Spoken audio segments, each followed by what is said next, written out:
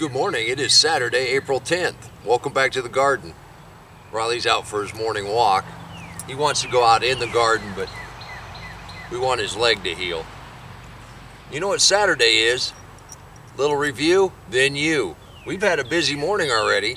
We went into Claremore and gave away quite a few sweet potato slips. We'll look at that here in a little bit.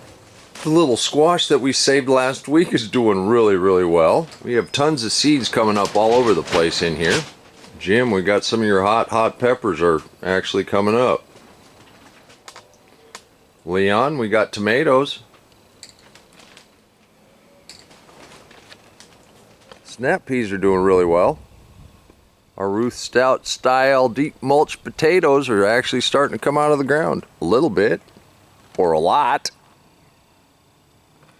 Our kale is going to seed. We also have arugula and beets that are going to seed. And we really want to save seed from all three of these because they've done so well for us over this last winter. The blueberries we just planted are breaking nicely. Last year's blueberries are leafing out.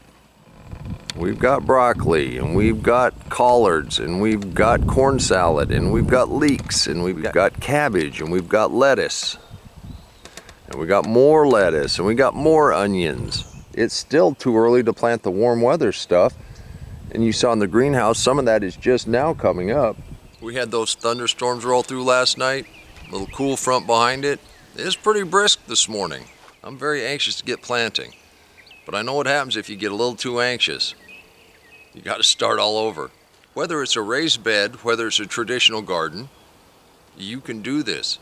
Whether it's a container on your balcony, whether it's a small container in your kitchen window, you can do this.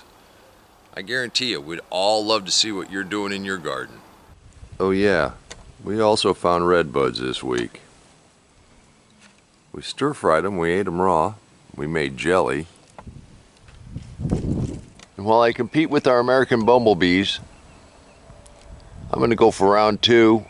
The jelly is just fantastic. Justin is getting after it. 25 tomatoes, wow, that soil under your mulch is fantastic. Dan from Four Oaks Family Homestead, I'll put a link in the description box below. So far he's transformed 8-foot tall weeds into this beautiful traditional garden. He's got cabbages, radishes, potatoes, rutabagas, turnips, onions already planted. Thank you for sharing and keep us posted.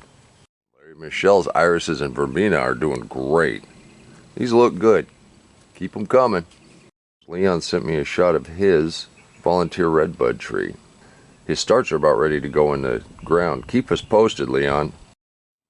Gina's containers are thriving. Look at this. She's got a pink dandelion. I had no idea.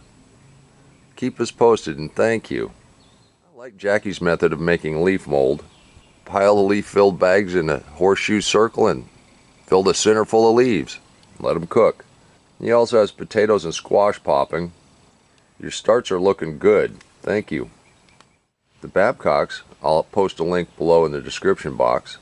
They have potatoes coming up. Their sweet potato slips are thriving. And your starts are doing great. Thank you. Keep us posted. Art, were those elephant ears under the big pile of mulch? Your potatoes in greenhouse are doing well. Is that a banana? That thing is massive. Thank you for sharing. And what can we say about Texas?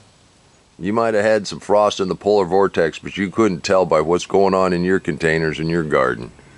Valerie, as always, this is great. Keep us posted.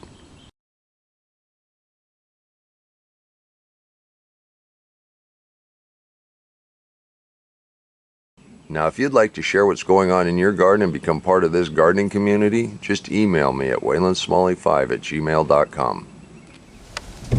Check out the dogwoods in eastern Oklahoma. It truly is spring. I want to thank Green Eyes Coffee and Cafe for allowing me to use their parking lot to give away sweet potato slips this morning.